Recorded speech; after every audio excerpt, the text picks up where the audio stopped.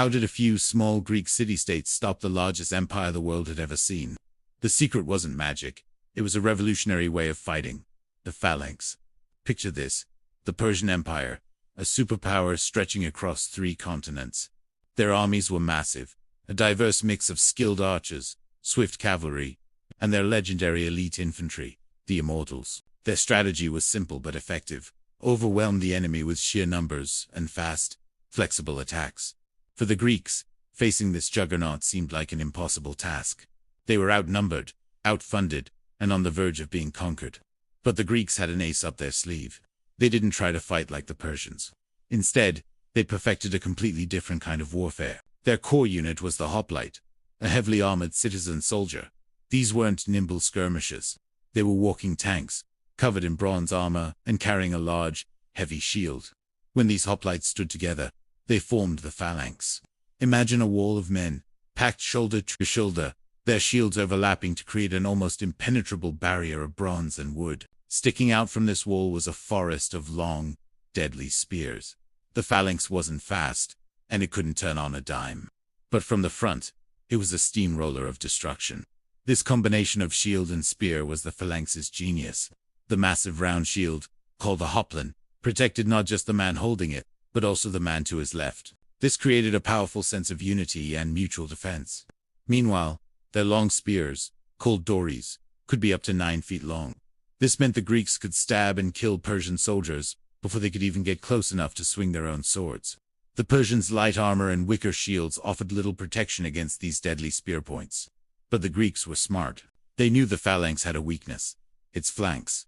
So, they became masters of choosing the battlefield. They would find narrow passes, like the famous Hot Gates at Thermopylae, where the vast Persian army couldn't use its numbers to surround them. On open plains, they would stick to flat ground to ensure their formation stayed tight and unbroken. The Greek commanders understood a crucial lesson: force the enemy to fight on your terms. Now, let's talk about the psychological impact. Imagine you're a Persian soldier. You watch as a storm of arrows, thousands of them, fly towards the Greek line.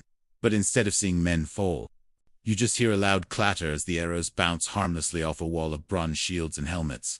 Then, this wall of men starts to advance. It doesn't run. It walks, slowly, steadily, in perfect unison, a rhythmic stomping of feet and the clanking of armor. It's an unstoppable, terrifying sight. Even the elite Persian immortals were shocked. They were used to enemies breaking and running. The Greeks just kept coming. This relentless, disciplined advance was enough to shatter the morale of even seasoned troops, causing panic and chaos. Once the Phalanx made contact with the Persian line, it was all over. The fight became a brutal, grinding push.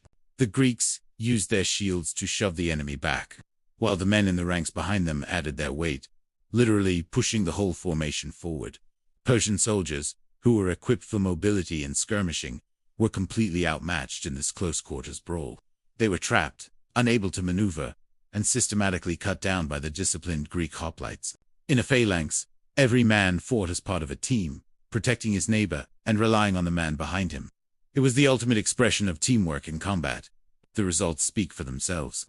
At legendary battles like Marathon and Plataea, the Greek phalanx didn't just defeat the Persian forces. It annihilated them. The Persians learned a hard lesson. Overwhelming numbers mean very little when you coup and bring them to bear. The Phalanx proved that discipline, heavy armor, and smart tactics could overcome a seemingly invincible foe. This formation became the bedrock of Western warfare for centuries, a testament to the idea that how you fight can be more important than how many you are.